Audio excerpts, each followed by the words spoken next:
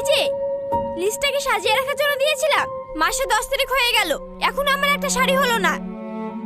হাসি, মার অবস্থা তো দেখলে, প্রেশারটা হঠাৎ করে বেড়ে গিয়ে সেন্সলেস হয়ে গেছিল। এমার্জেন্সি টেস্ট আর ইনজেকশনে অনেক টাকা চলে গেছে।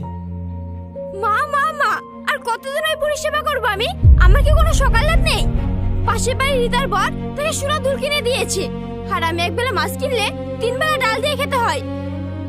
আমি কথা দিচ্ছি, সামনের মাসে থাক, তোমার ওই সামনের মাস কোনোদিনও আসে না। তুমি একটা অপদার্থ। যে পুরুষ নিজের স্ত্রীর শখ পূরণ করতে পারে না, তার স্বামী হওয়ার কোনো অধিকার নেই। আজ থেকে তোমার আমার ঘরে ঢোকা নিষেধ। যাও, তোমার ওই অসুস্থ মায়ের কোলে গিয়ে পড়ে থাকো।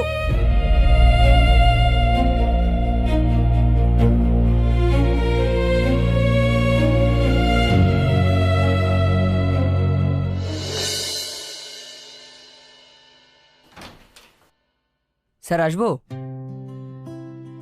হ্যাঁ এসো।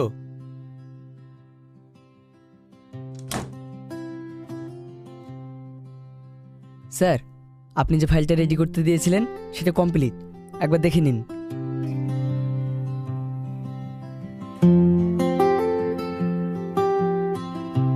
কি ব্যাপার সেলিম, তোমাকে এরকম আপসেট মনে হচ্ছে কেন? ও কিছু না স্যার, মায়ের শরীরটা একটু খারাপ তো তাই।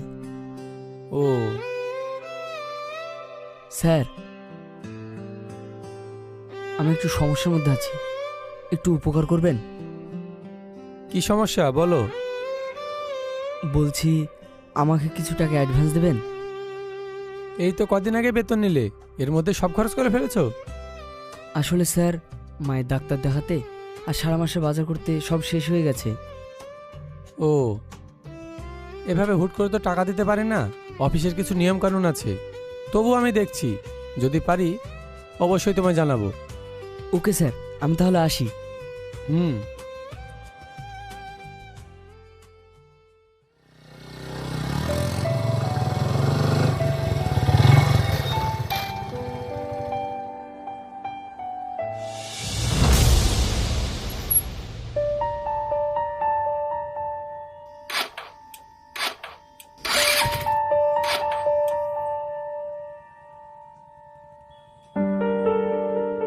কি হলো? মনে হয় পেট্রোল শেষ হয়ে গেছে। এই জন্য তোমার সঙ্গে আমার কোথাও যেতে ইচ্ছে করে না। আমি গাড়িতে চাপলে তোমার পেট্রোল শেষ হয়ে যায়।